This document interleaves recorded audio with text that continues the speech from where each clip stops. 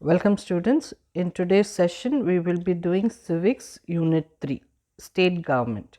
So in the previous session we have seen the structure of the central government and now we move on to the state government. The introduction part. The Constitution of India envisages for a federal government having separate systems of administration for the union and the states. So federal means having system for union separately and for the state separately. That's called federal. So the laws are different for the union and states. So there are how many states? 28 states and 9 union territories and 1 national capital territory. We know which is our capital, right? Delhi, which is in India. The constitution, that is all the laws, that is what we call basically as the constitution, the fundamental laws that will govern the country. The constitution contains provisions for the governance of both the union and the state. Just now we studied, right? So what is the constitution? It gives us the provision. So what are the rules that has to be taken for the union as well as for the states? It lays down a uniform structure for the state government in part 6 of the constitution from article 152 to 237, which is applicable to all the states. The structure of state government as formed in the center consists of 3 branches. So we have in the state government there are 3 branches. One is the executive, the other one is the legislature, and the third one is the judiciary. So the executive, execution means when the laws are being put, you have to execute it, you have to send it forward to the people for them to practice. So the first one is the governor. So the governor is the constitutional head of the state executive. So the head of the state here is the governor, who has the power to execute all the laws. Generally there is a separate governor in each state. So each state, so how many states we have? 28 states. So we must be having 28 governors. But if the situation warrants so, but if the situation is not the same person may be appointed as the governor of 2 or more states. So if we don't have, say for example, a governor can be a governor for even 2 to 3 states. Article 154 West, that means it gives the executive power of the state in the governor. So the execution power goes to the governor. How is he appointed? The governor of the state shall be appointed by the president. His usual term of office is 5 years, but he holds office during the pleasure of the president. So his total time that he can be as a governor is for 5 years. Generally, the governor does not belong to the state where he is appointed. So this is a very important rule. So if a governor actually, if a person is say for example, he is a person of Tamil Nadu, he cannot be the governor of Tamil Nadu. So he will not belong to the same state. He can also be transferred from one state to the other by the president. He can also resign any time by addressing his resignation to the president. So he is appointed by the president. He should get his resignation signed also by the president. The legislature of a state. So here the word is legislature. So legislature is nothing but, say for example, a group where laws are being made and implemented. Okay. So you can just keep this as laws. Okay. The legislature of a state or a high court has no role in the removal of a governor. So that law doesn't have a new role for the governor to be removed. A person may be appointed as a governor for any number of terms. 2 conventions have been set up in the matter of appointing a person as governor of a state. 1. He should not be a resident of the state. So that's what we already studied. So he should not be a person of that state. And the state government concerned is consulted and its views are sought regarding the proposed choice. So the governor has to consult with the state government, and getting their views only he can appoint the governor. According to article 158 3A, Where the same person is appointed as governor of two or more states, the emoluments and allowances, that means here the fee, the charges, emoluments means the charges, the money that they earn, and allowance payable to the governor shall be allocated among the states in such proportion as the president may be order determined. So, if he is a governor for 2 to 3 states, then his pay, his allowances will be allocated on based on the different proportions. Qualification. Article 157 and Article 158 of the Constitution of India specify eligibility requirements for the post of governor. So, he should be a citizen of India. He must have completed 35 years of age. He should not be a member of parliament or any state legislature. So, he should not be a member of the parliament, both the houses. If he is a member of any of legislature, I just now told you it's a group where laws are made and implemented, he automatically should vacate his seat if he is been appointed as the governor. He should not hold any other profitable occupation. So, he should not have any other occupation, job. And power and functions of the governor. The governor is the head of the state executive and he has enormous powers. So, he has got much more powers. In the exercise of functions and powers, the governor, except in certain cases, is to be guided by the aid and advice of the council of ministers. So, he has so much of powers, but in some cases he is not given that power, but he is guided by the council of ministers, who is headed by the chief minister. So, the council of ministers, they are leaded by the chief minister. Executive powers. So, what are the executive powers the governors can have? He appoints the leader of the majority party in the state legislative assembly as the chief minister of the state. So, whoever wins the election, he has the right to appoint the leader of that majority party and they become the chief minister of the state. He appoints other members of the council of ministers on the recommendation of the chief minister. So, once the chief minister is appointed, that person will appoint a few more ministers for his cabinet, and those people appointment are also made by the governor. He appoints the chairman and members of the State Public Service Commission. So, that is the chairperson of the Public Service Commission. He appoints the State Election Commissioner. So, you know, this election is being done by a group of people, and that group commissioner he appoints and determines his condition of service and tenure of office. Tenure is the number of years of office. He acts as a chancellor of universities in the state. So, if there are a few universities in the state, he will be the chancellor, okay, the head. He also appoints the vice chancellor of universities in the state. He is the head and he can appoint vice chancellor. He directly rules a state when there is an imposition of the president rule in the state. So, when there is a president rule in the state, he also can directly rule the state as well. Legislative powers, that is executive, here it is legislative. The governor is an integral part of the state legislature, but he is not a member in either house of the legislature. As I told you already, he is not a member of the Lok Sabha, he is not a member of the Rajya Sabha. In this capacity, he enjoys the following legislative powers and functions. He has the right to summon means call, prorogue the state legislature and dissolve the state legislative assembly. So, he can call for the state legislature, that is the people who are making laws, and he can also dissolve it. He can address the state legislature at the commencement of the first session after each general election and the first session of each year. So, once you know the election is over, he starts the first session and after the election, and every year the first session is being addressed by the governor.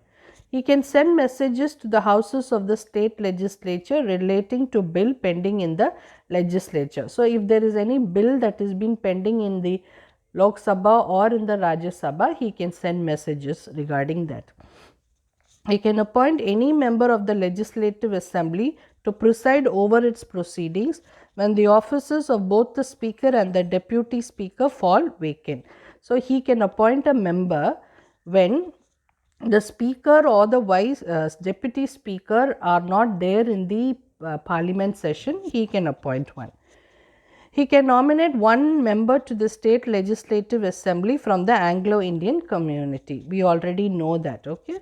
He nominates one out of the 6 of the members of the state legislative council from among the persons having special knowledge or practice experience in literature, science, art, cooperative movement and social service. So, one is from the Anglo-Indian community, the other one is people who have extra knowledge on literature or science or art. So, he can appoint one.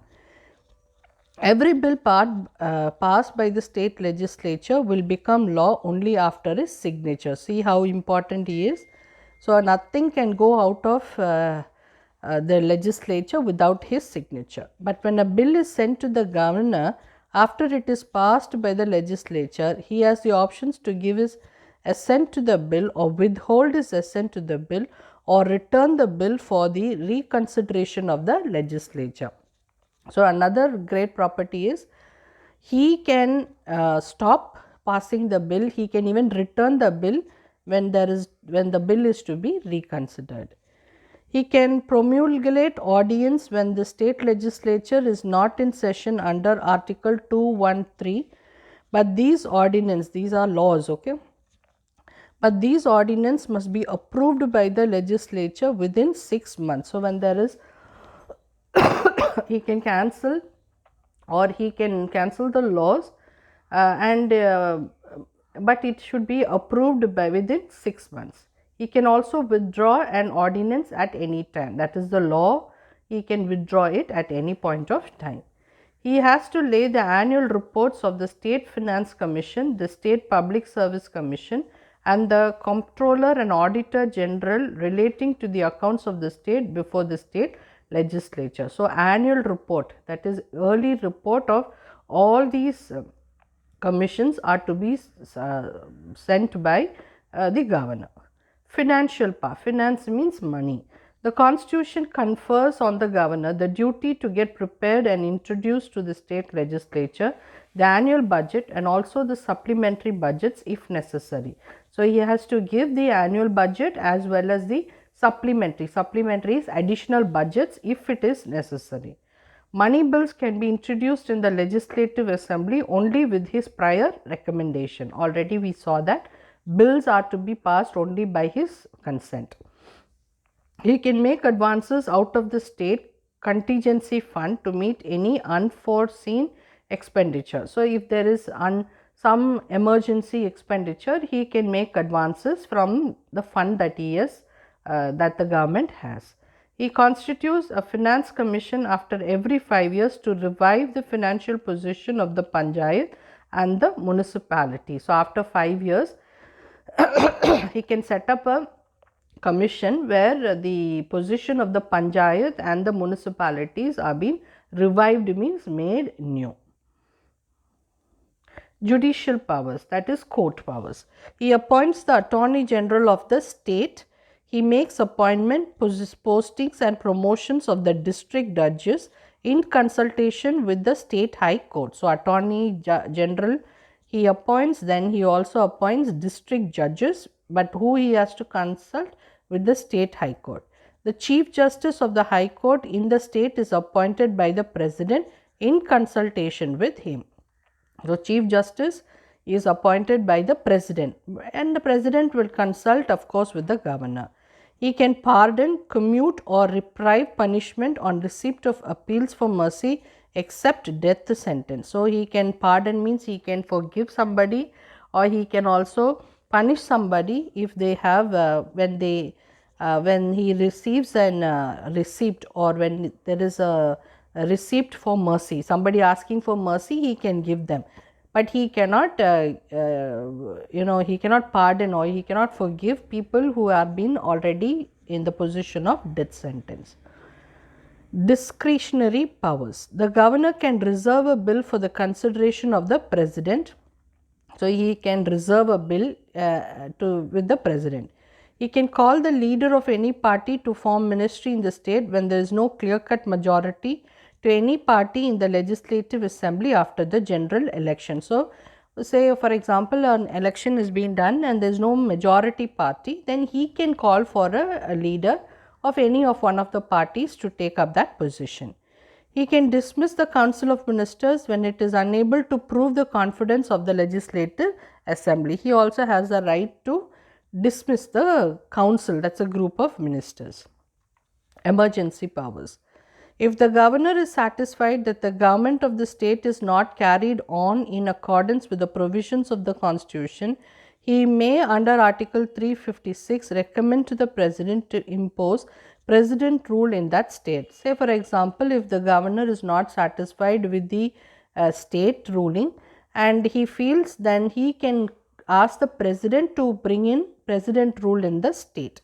As soon as the president rule is imposed, the administration of the state is carried on by the governor as the representative of the president. So once president rule comes in, who will be ruling the state? The governor. Privileges of the governor. Article 361(1) provides for the following privileges for the governor. The governor of a state is not be answerable to any court for the exercise and performance of the powers and duties of his office or for any act done or purporting to be done by him in the exercise and performance of those powers and duties. So, he is not answerable to any court for performing any powers or duties in that performs to his office. No process for the arrest or imprisonment of the governor of a state shall issue from any court during his term of office. So, there is no process for arrest, or you cannot put anybody in jail in state with the governor.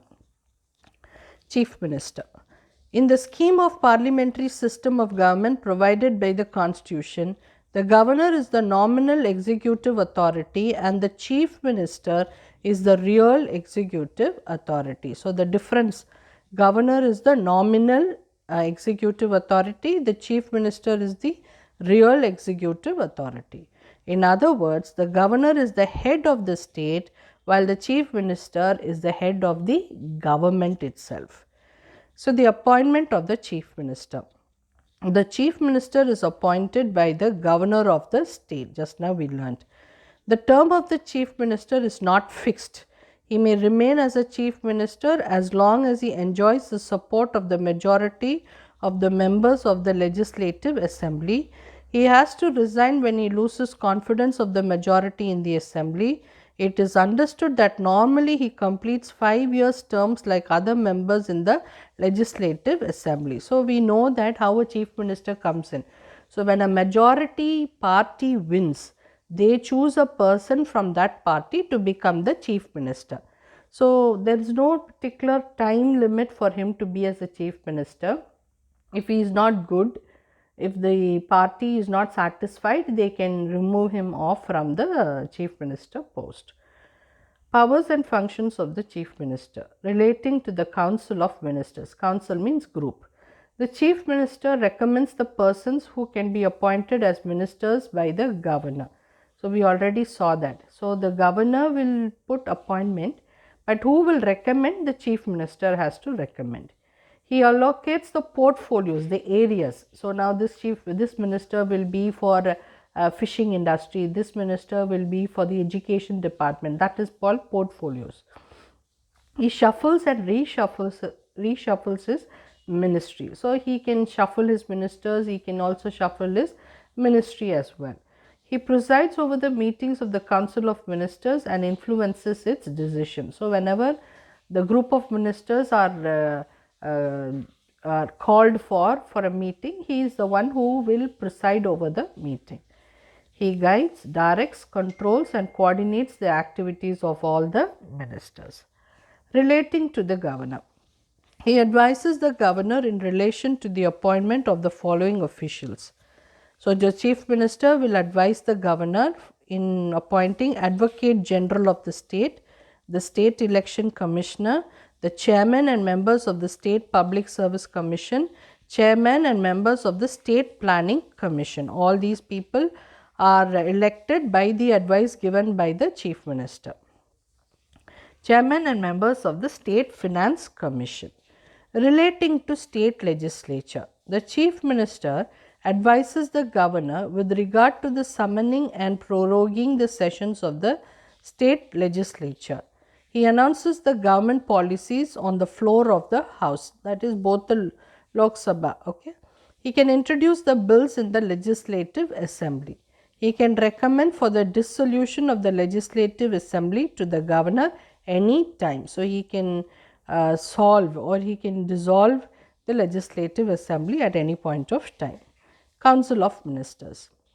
The Council of Ministers are collectively responsible to the state legislature.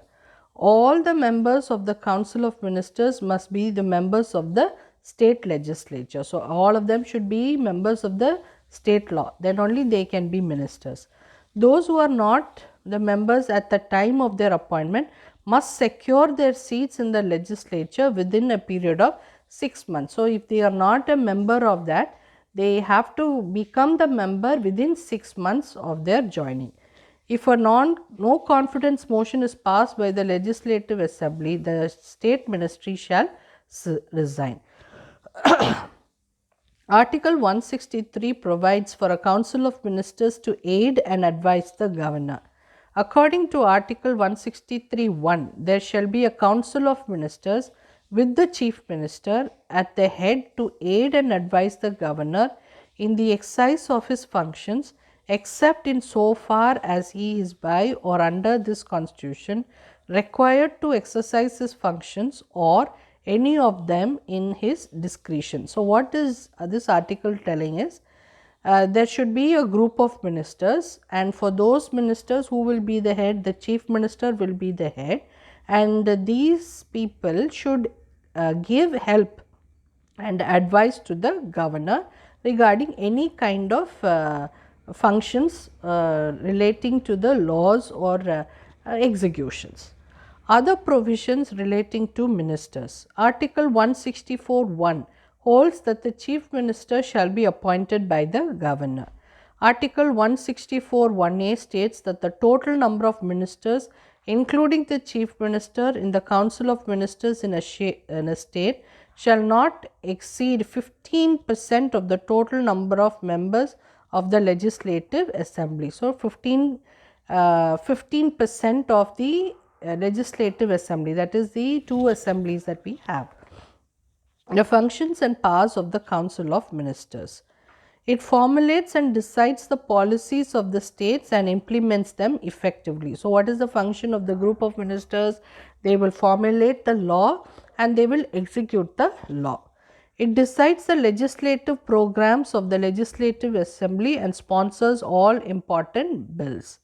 It controls the financial policy and decides the tax structure for the public welfare of the state. So, they can form a tax structure for their own states. It makes the important appointments of the heads of their department. So, various heads, just now we saw, right? We saw that the service chairperson and even the finance person can be appointed. It frames a proposal for incurring expenditure out of state reserves. So, they can give a proposal for meeting the expenditure from what they have in their state. It decides all the bills, whether ordinary bills or money bills, to be introduced in the legislative assembly. So, they can decide whether the bill has to be given to the assembly or not.